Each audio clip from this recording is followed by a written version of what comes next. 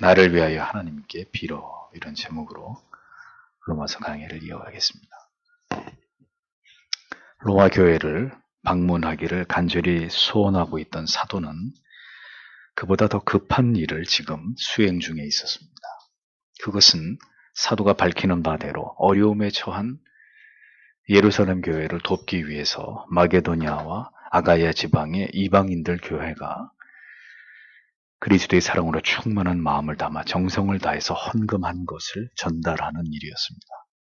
사도는 이 일을 기쁨으로 감당하고 있었고, 이를 통해서 아름다운 복음의 열매를 확증하고 그것으로 하나님께 영광을 돌릴 생각으로 기쁨에 들뜬 마음으로 그렇게 예루살렘 교회를 향하고 있었습니다.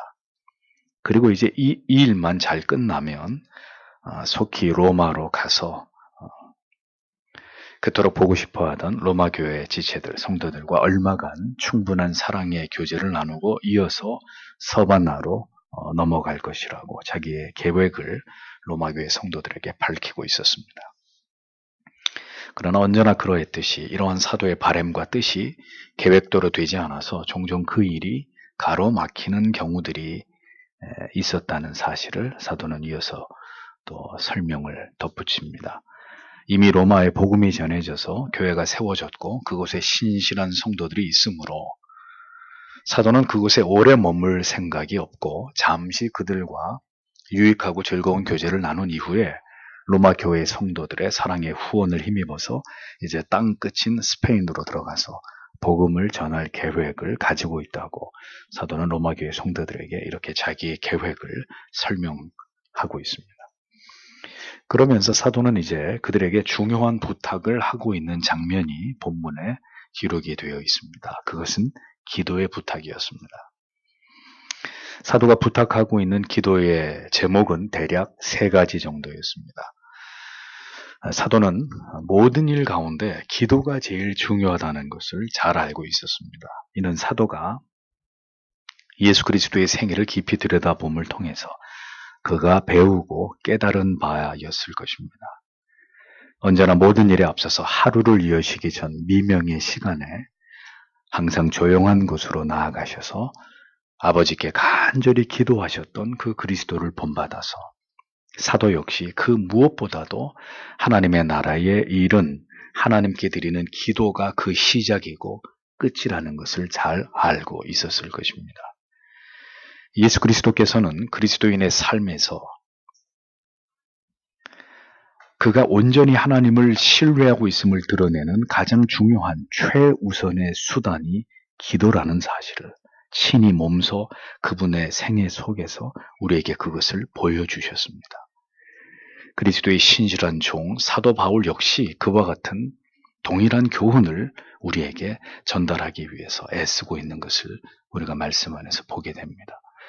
사도는 로마 교회의 성도들에게 기도를 부탁하고 있습니다. 누가, 어떤 사람이 기도를 부탁할까요? 하나님을 절대적으로 신뢰하는 사람입니다. 하나님께서 반드시 우리의 기도를 듣고 계심을 믿는 사람입니다. 그리고 진정으로 다른 지체를 위해서, 성도를 위해서 기도하는 사람이 기도를 부탁하는 것입니다. 성도의 삶에서 기도가 얼마나 중요한지를 아는 사람, 기도의 응답을 체험한 사람, 하나님께서 성도의 기도를 통해서 일하고 계심을 믿는 사람들이 기도의 가치를 중요하게 여기고 기도를 부탁하기도 하고 다른 사람을 위해서 간절히 기도해 주기도 하는 것입니다. 이제 사도가 로마의 성도들에게 무엇을 부탁하고 있는지를 살펴보겠습니다. 30절에 형제 여러분, 나는 우리 주 예수 그리스도의 성령의 사랑으로 여러분에게 부탁드립니다. 나도 기도합니다만 여러분도 나를 위해 기도해 주심으로써 내 싸움에 동참해 주십시오. 이렇게 기록이 되어 있습니다. 사도는 로마 교회의 성도들에게 자신의 계획을 설명한 이후에 이제 간곡하게 한 가지를 부탁하고 있습니다. 그것은 다름 아닌 자기 자신을 위한 기도였습니다. 그런데 사도는 기도의 부탁을 그냥 하는 것이 아니라 성자와 성령의 이름으로 부탁을 하고 있는 것을 볼 수 있습니다. 우리 주 예수 그리스도로 말미암고 성령의 사랑으로 말미암아 이렇게 기록되어 있습니다.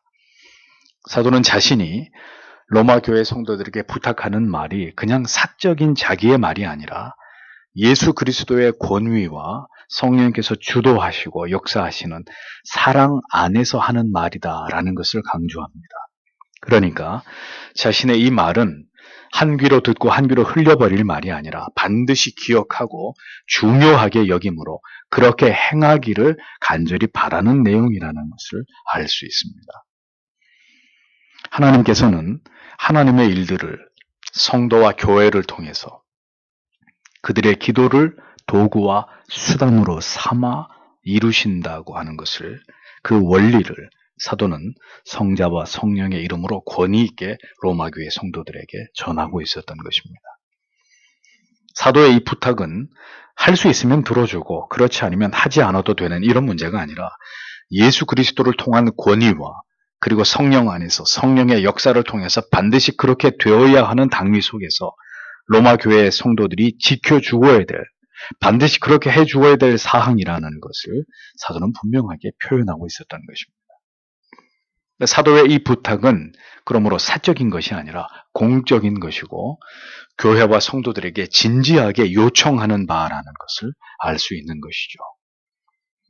기도를 부탁하는 것 치고 사도가 왜 이렇게 진지하고 무겁게 말을 이어가고 있는 것일까요? 이것은 사도를 위해서 교회와 성도들이 반드시 협력해야 될 문제이기 때문입니다. 성도의 도구는 예수 그리스도의 명령이고 성령이 함께 하시는 사랑 안에서 반드시 지켜 행해야 되는 숭고한 의무라는 점을 사도는 의도적으로 이렇게 분명하게 로마 교회 성도들에게 드러내고 있었던 것입니다.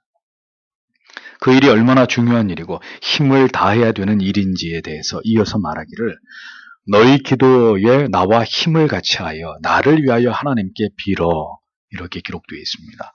힘을 같이하여 빌다 이렇게 번역된 헬라어 슈나고니 사스다이 이 단어의 의미는 조금 전에 직역을 한 것처럼 함께 싸우다, 더불어 함께 힘을 발휘하다 이런 전투적인 용어입니다. 그러니까 운동 경기나 싸움에 있어서 승리를 위해서 최선을 다해서 노력하고 모든 수고를 다해서 싸우는 이런 모습을 지칭하는 동사입니다. 그러니까 사도는 지금 진지하게 로마 교회의 성도들에게 나와 힘을 합쳐서 함께 적을 물리치기 위해서 혹은 상대를 이기기 위해서 격렬하게 싸우듯이 기도에 전력해 줄 것을 부탁하고 있었던 것을 보게 되는 것이죠. 그러니까 그것이 지금 그들에게 원하시는 하나님의 뜻이다 이것을 강조하고 있었던 것입니다. 기도나 한번 해보자 하는 시기에 되어서는 안 됩니다. 군사들이 싸움을 하듯이 전쟁을 치르듯이 그렇게 치열하고 운동선수가 승리에 대한 간절한 열망을 가지고 죽을 힘을 다해서 경기에 임하듯이 그렇게 간절하고 열렬하게 하나님께 구하는 것이 기도라는 거죠. 예수님의 기도를 생각해 보십시오. 겟세마네 동산에서 기도하실 때 피와 땀의 진액을 짜내는 기도를 하나님께 드리셨습니다. 예레미야 선지자는 자기의 민족을 위해서 얼마나 통곡을 하면서 기도를 했든지 두 눈이 짓물러 지도록 그렇게 눈물을 흘리면서 하나님께 기도했다고 했습니다. 모세는 식음을 전폐하고 40일 동안 물도 먹지 않고 빵도 먹지 않고 40일 동안을 기도했습니다. 기도는 성도 여러분 모든 것을 쏟아붓는 것입니다. 그 간절함과 절박함을 하나님을 향한 그 절대적인 믿음을 보이는 것입니다. 그만큼 하나님을 온전히 신뢰하고 있음을 증명하는 것입니다. 힘을 같이하여 라고 기록되어 있습니다. 힘이 드는 일입니다. 엄청난 에너지를 쏟아내는 일입니다. 평안한 곳에서 자기 전에 침대에 누워가지고 그렇게 하는 기도가 아닙니다. 진 밖에 회막에 모여서 만민이 기도하는 집이라고 명명하신 교회에 나와서 간절한 마음으로 기도하는 것입니다. 기도에는 힘을 쏟는 일과 그 힘이 모아지는 일이 포함되어야 하는 거예요. 그러니까 그런 기도를 열렬히 드리던 사람이 무시로 지하철 안에서도 기도하고 학교에서도 기도하고 자기 전에 침대에서도 기도하는 것은 문제가 되지 않지만, 그런 간절하고 뜨거운 기도가 전혀 그 삶에 없는 사람이 기도를 하라고 하면 밥 먹을 때 하는 기도가 전부이고, 자기 전에 대충 잠자리에서 얼버무리는 기도가 전부라면 그 사람은 기도를 하고 있는 그리스도인이 아닌 거예요.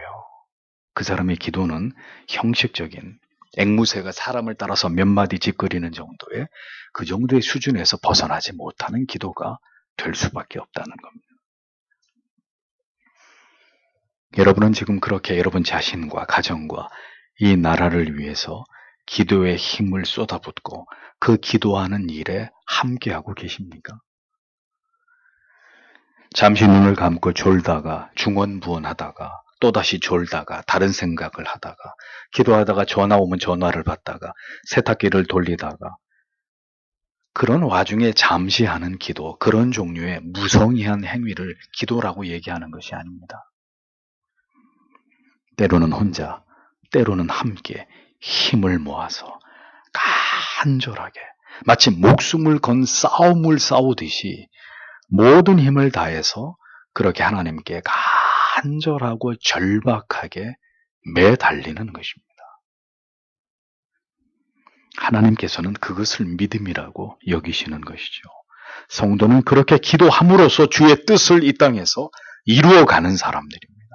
하나님께서 나의 인생을 통해서, 우리를 통해서 이루고자 하시는 그 일들을 성도는 기도를 통해서 이 세상에서 밀어붙이면서 앞을 향해 나아가는 사람들입니다. 모든 일들에 대해서 성도는 마음을 다해 힘써 그렇게 기도할 뿐만 아니라 나아가 공동체의 지체들에게 때때로 하나님의 뜻을 이루기 위한 기도를 진지하게 부탁할 수 있어야 합니다. 기도는 그렇게 함께 하나님의 뜻을 이루어 나아가는 핵심적인 수단과 방법이기 때문입니다. 그것이 하나님을 신앙하는 올바른 모습이고 기도라는 무기를 사용하는 성도의 합당한 자세라는 거죠.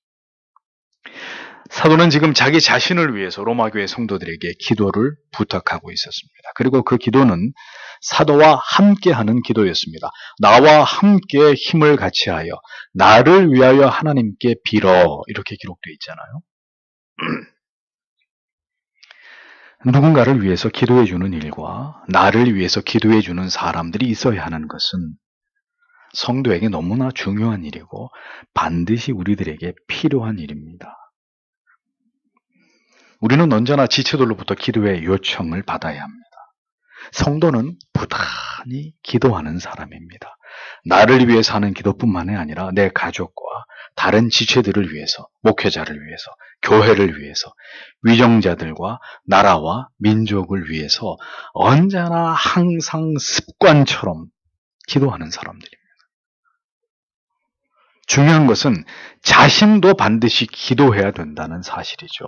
사도는 자기와 함께 힘을 같이 해서 자신을 위해서 하나님께 기도해 달라고 요청했습니다. 자기도 기도하지만, 나도 기도하지만 그들이 함께 기도해 달라고 요청하고 있었던 거죠. 자기는 기도하지 않으면서 기도를 부탁하기만 해서는 안 됩니다. 그것은 요행수를 바라는 거예요.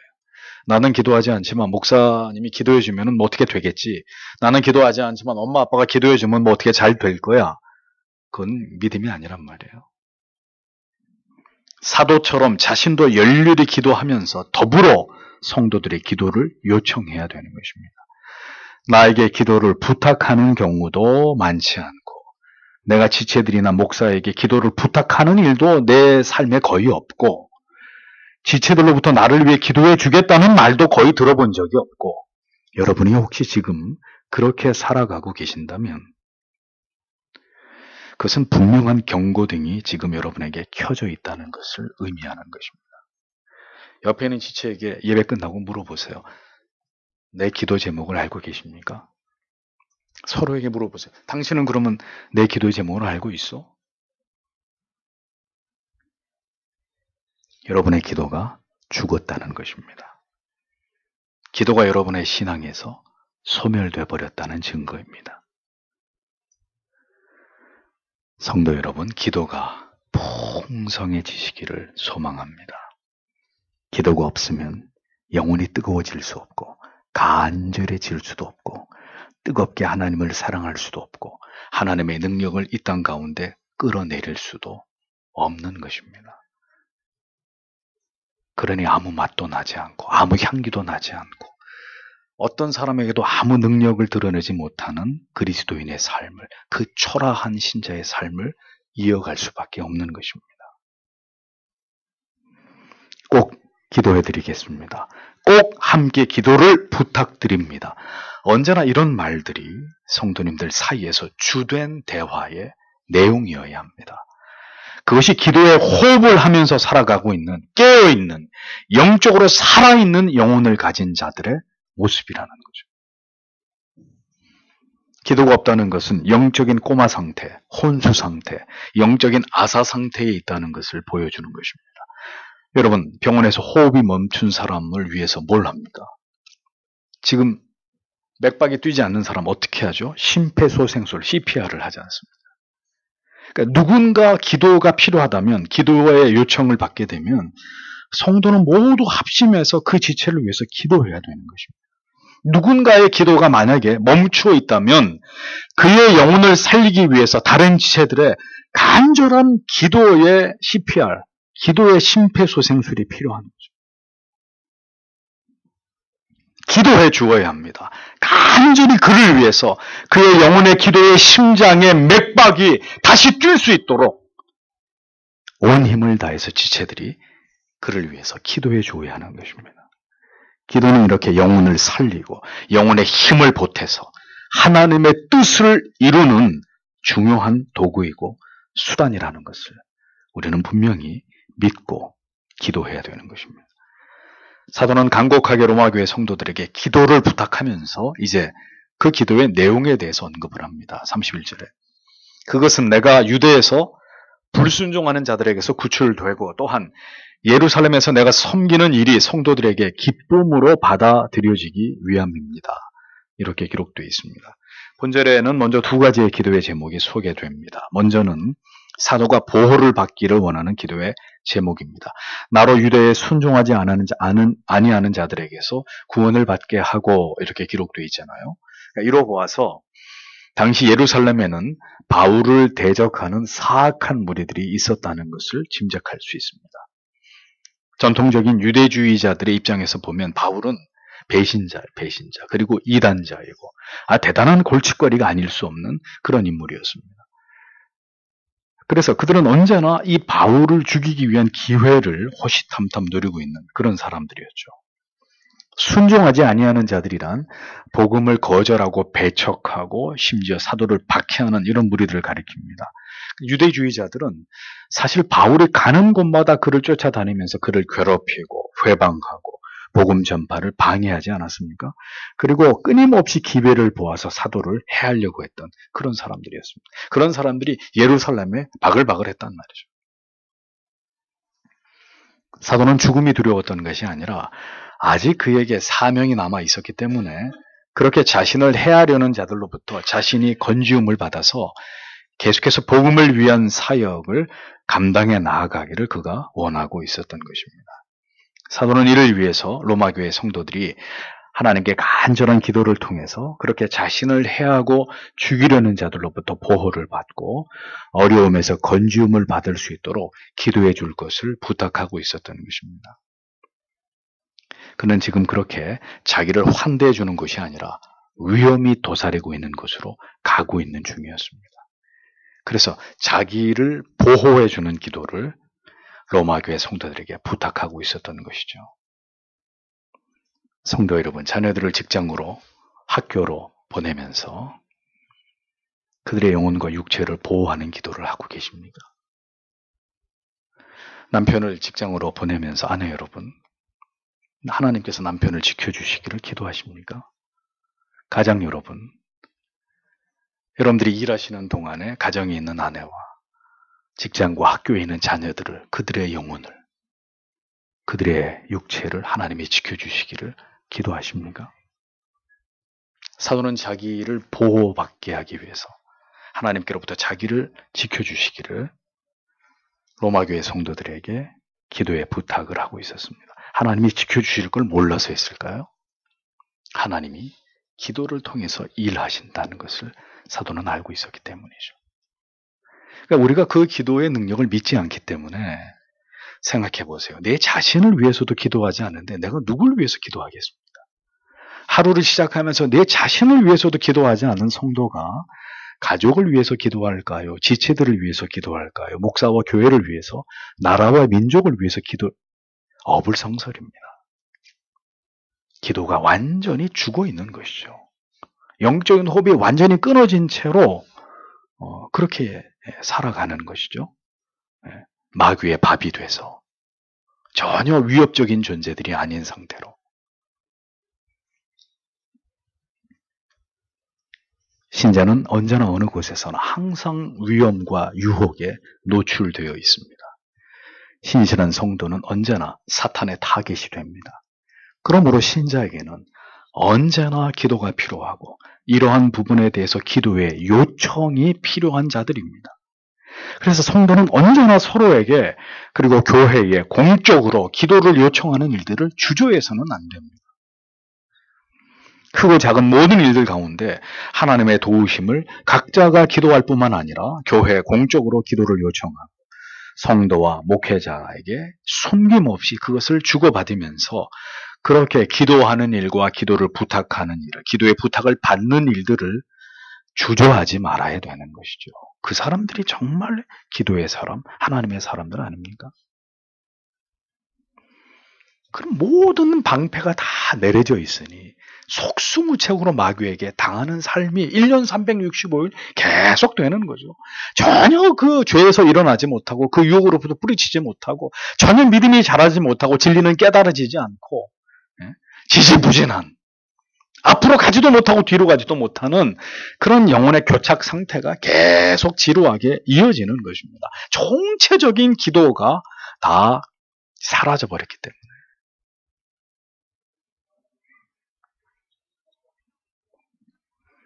보호를 위한 기도와 다음은 예루살렘에 대한 나의 섬기는 일을 성도들이 받음직하게 되도록 기도를 부탁했습니다. 이 말은 무슨 의미입니까? 여전히 율법적인 사고에서 완전히 벗어나지 못해서 이방인들에 대한 편협한 생각을 가지고 있을 수 있는 예루살렘 교회의 성도들이 이방인 교회 성도들이 베푸는 이 호의와 사랑의 섬김에 대해서 어떤 오해나 어떤 거부 반응 없이 이것을 잘 받아들이게 되기를 사도가 로마교회 성도들에게 기도를 부탁하고 있었던 것입니다. 이러한 기도를 부탁하는 것으로 볼 때 여전히 예루살렘 교회의 성도들 중에는 이방인 신자들에 대한 차가운 시선을 가진 자들이 존재하고 있었다는 것을 짐작할 수 있습니다. 그럼 여러분 보십시오. 어느 시대나 어떤 교회에나 아직 믿음이 연약한 자들이 있는 거예요. 그러니까 믿음이 연약하다는 것은 여전히 그의 삶의 중심이 자기 자신에서 그리스도로 진리로 이동하지 못한 사람들을 가리키는 것이죠. 여전히 자기의 생각, 자기의 판단이 옳다고 믿고 진리에 대해서 반감이나 진리와 다른 판단이나 생각을 고집하는 사람들을 의미하는 것입니다. 예수를 믿어도 믿음이 자라고 신앙에 대한 지식이 자라고 깊이 은혜를 경험하지 못하게 되면 여전히 옛사람의 모습들을 가지고 살아갈 수밖에 없습니다. 그런 사람들의 특징이 뭐예요? 잘 걸려 넘어지는 거예요. 잘 시험에 들고 쉬 마음이 상하는 그런 사람들입니다.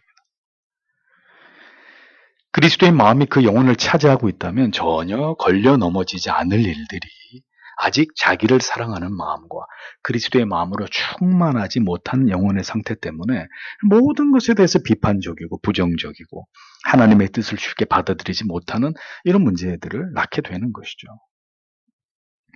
이방인 교회 성도들이 마음을 다해서 그리스도의 사랑으로 헌금을 보내왔지만 분명히 이것을 기쁘고 감사하게 여기지 않는 자들이 있을 수 있다는 것을 사도는 알고 있었습니다. 그러하기에 다른 오해 없이 예루살렘 교회 성도들이 이 사랑의 섬김을 이방인 교회와 성도로부터의 이 사랑의 섬김을 잘 수용하기를 바라는 기도를 부탁하고 있었던 것입니다. 교회는 언제나 이렇게 믿음이 연약한 자들을 위해서 기도해 주어야 합니다. 선을 베풀면서도 자존심이 상하지 않도록 배려하고, 아직 믿음이 연약해서 그들이 보일 수 있는 어떤 반응들에 대해서도 우리가 기도하는 일이 필요하다는 것이죠. 그들이 속히 그 자기중심적인 인본주의적인 생각에서 벗어나서 그리스도의 믿음의 장성한 분량에 이르도록 더 그리스도 중심적인 생각을 할 수 있도록 기도해 주어야 한다는 것입니다. 사도는 이렇게 자신이 예루살렘 교회에 이방인 교회에 헌금을 전달하는 일이 하나님의 보호하심과 도우심과 은혜 가운데서 아름답게 이루어지기를 바라고 있었고, 이 일을 위해서 로마 교회 성도들이 기도해 줄 것을 간절히 요청하고 있었다는 것입니다. 그러니까 기도가 먼저 선행되어야 한다는 원리를 가르쳐 주는 거예요. 어떤 일이 일어나기 전에 먼저 기도가 충분히 하나님께 드려져야 된다는 거죠. 근데 우리를 보십시오. 우리는 반대로 하지 않습니까? 우리는 언제나 무슨 일이 벌어지고 나서야 기도합니다. 그러나 사도는 모든 일이 일어나기 전에 먼저 기도하고 기도를 부탁하는 사람이었습니다. 이것이 기도하지 않는 사람과 기도에 열심을 가는 사람의 차이점이에요. 문제가 터져야 기도하는 사람, 기도하지 않는 사람이었기 때문입니다.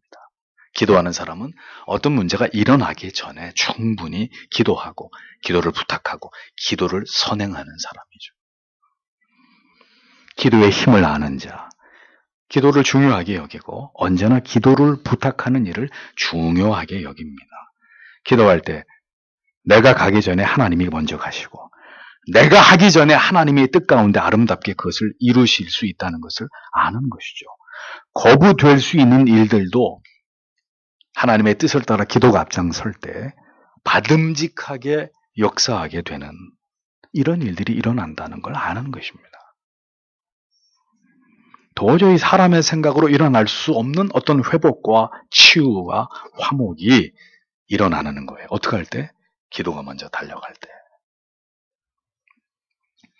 사도는 이렇게 모든 일들이 하나님의 도우심으로 성도의 함께하는 기도의 능력으로 순리대로 아름답게 이루어지기를 바라고 있었습니다. 이것이 기도의 역사이고 기도를 통해서 하나님의 일들을 이루어가는 방법이다라는 것을 우리는 절대로 잊지 말아야 합니다. 32절을 보면 그렇게 되면 나는 하나님의 뜻대로 기쁨으로 여러분에게 가서 여러분과 함께 쉴 수 있을 것입니다. 이렇게 기록되어 있습니다. 이 짧은 기록 속에서도 우리는 사도가 어떤 원칙을 가지고 사역을 했는지를 발견할 수 있습니다. 사도는 나로 하나님의 뜻을 좇아라고 기록했습니다. 디아 텔라마토스 데우 이런 말이 하나님의 뜻을 통하여 이런 뜻입니다. 바울은 그러니까 무엇을 하든지 그것이 데오보렌테 하나님의 뜻이라면 기꺼이 그렇게 되어지기를 소망하고 확신하면서 그 일을 감당하는 사람이었다는 거죠. 오직 하나님이 원하시는 바를 자신의 모든 행위의 근간으로 삼고자 했다는 것입니다. 모든 일들이 순리대로 우리의 기도대로 하나님께서 역사하심으로 하나님의 뜻을 이루시고 그래서 하나님의 뜻 안에서 기쁨으로 내가 그대들에게 가서 편히 쉴 수 있게 되기를 사도는 지금 소망하고 있었다는 것입니다.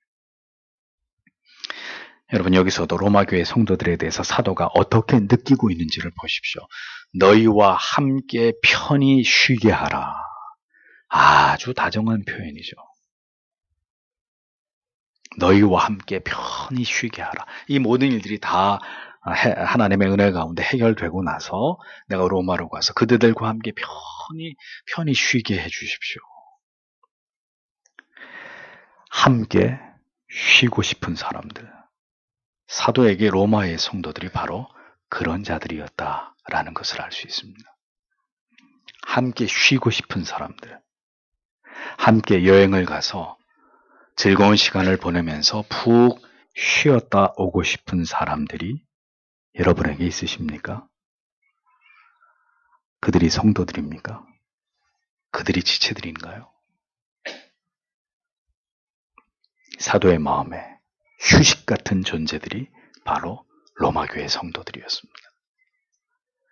고린도 교회 성도들은 사도의 마음을 지극히 아프게 하고 사도를 고통스럽게 한 자들이었습니다.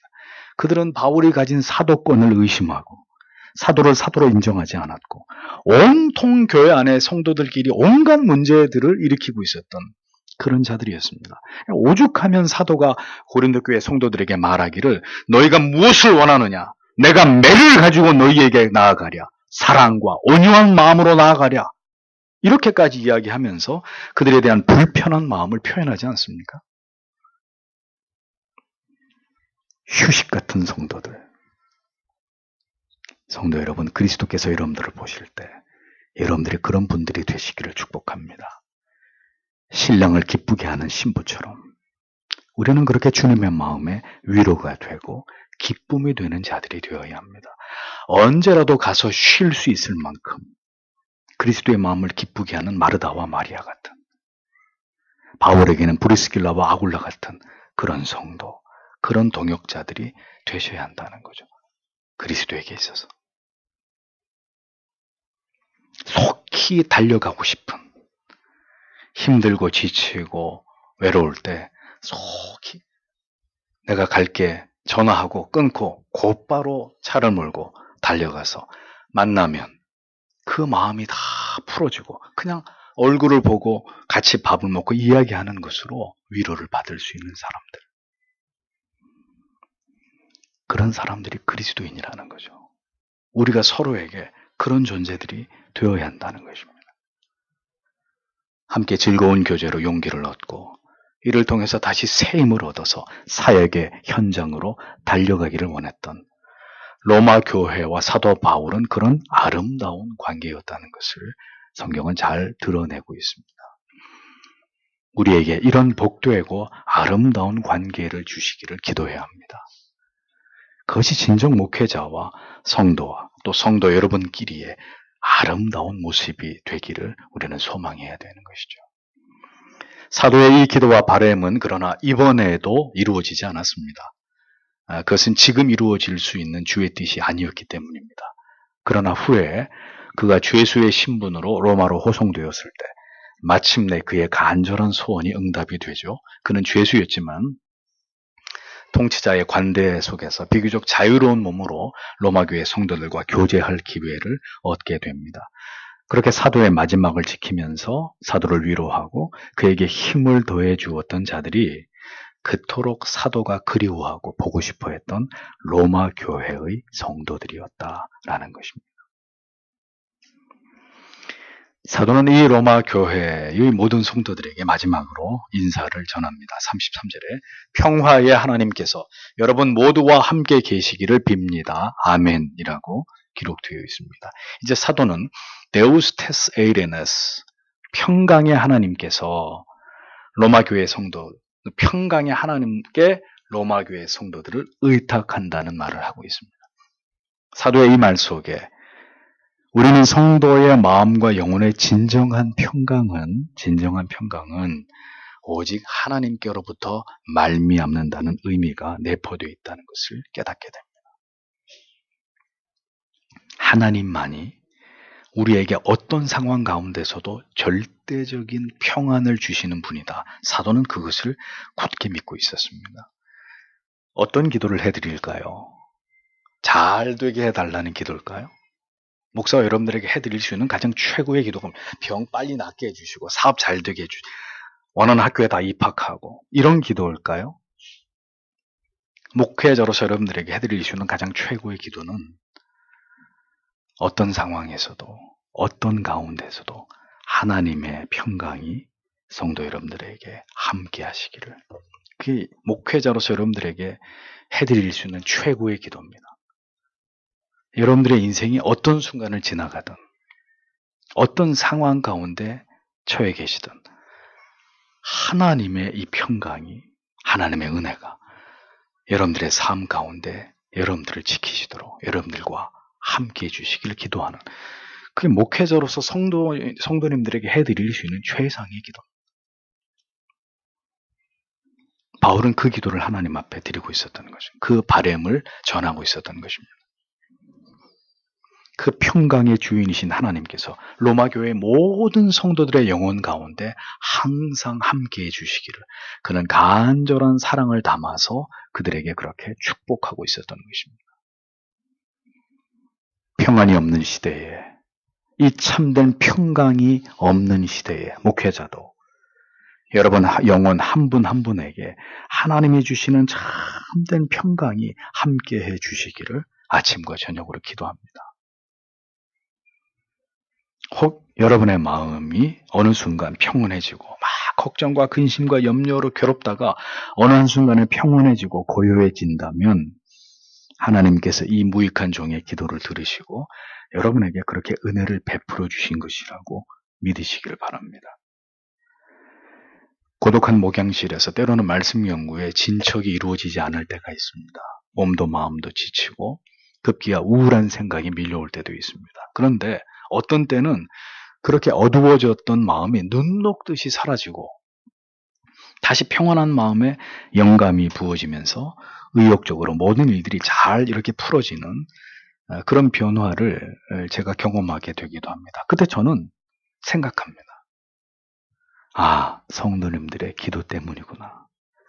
하나님께서 성도님들의 기도를 통해서 나에게 이렇게 하나님의 은혜를 주시는구나. 힘을 주시는구나. 우리 모두가 부족하고 연약한 인생들입니다. 우리가 서로를 위해 기도하고 격려하고 축복해 주지 않는다면, 때로는 손을 뻗어서 마음을 전해주지 않는다면 이 피곤하고 지치는 인생길을, 길고 긴 이 신앙의 여정을 우리가 어떻게 완주해낼 수 있겠습니까? 사랑하는 서교장로교회 모든 지체 여러분, 우리 구주 예수 그리스도로 말미암은 은혜와 평강이 여러분들에게 그 하나님의 사랑과 긍휼이 언제나 여러분 가운데 함께 하시기를 기도합니다. 언제나 지치지 않는, 그리고 날마다 새로운 하나님께서 우리의 영혼에 부어주시는 평강이 여러분의 영혼과 가정 가운데 항상 넘치시기를 소망합니다. 지치고 힘든 인생의 길을, 순례의 모든 여정을 지나가고 있는 여러분 모두에게 하나님의 평강과 위로가 언제나 함께 하시기를 축복합니다. 하나님의 평강은 오직 그의 아들 예수 그리스도를 믿는 믿음 안에서, 그리고 날마다 죄와 치열하게 싸우는 삶 속에서, 그리고 진리 때문에 당하는 불이익과 핍박과 사람들의 멸시 속에 있을 때 더 생생하게, 더 감격적으로, 더 충만하게 우리의 영혼에 부어진다는 것을 기억하십시오.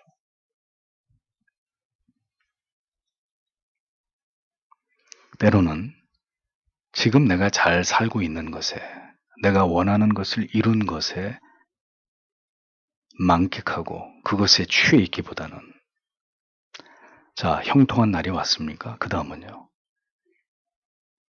우리의 모든 시험이 총체적인 하나님의 시험대 위에 올라가는 고난의 날도 오거든요. 시험의 날도 오거든요. 100세에 얻은 아들을 바쳐라 하는 순간도 여러분들에게 찾아오거든요. 어떻게 들어간 직장인데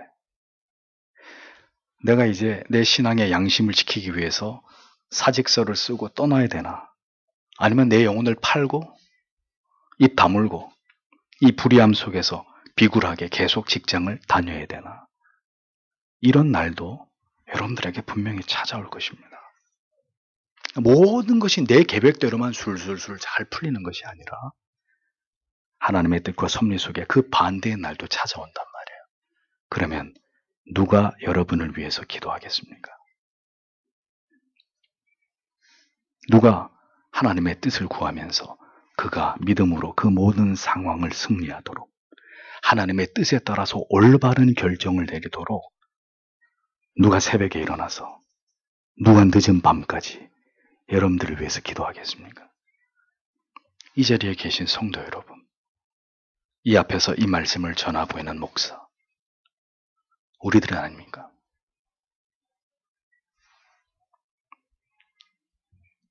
사도는 너희 모든 사람과 함께 계실지어다 라고 축복했습니다. 누구도 빠짐없이 모두가 하나님의 절대적인 평강 안에 있기를 사도는 소망했습니다. 여러분 모두가 한 분도 빠짐없이 저는 그리스도의 사람이시기를 축복합니다. 한 분도 빠짐없이 여러분 모두가 회심의 은총을 통해서 하나님의 넘치는 평강을 경험하면서 살아가시는 그런 성도님들이 되시기를 간절히 소망합니다.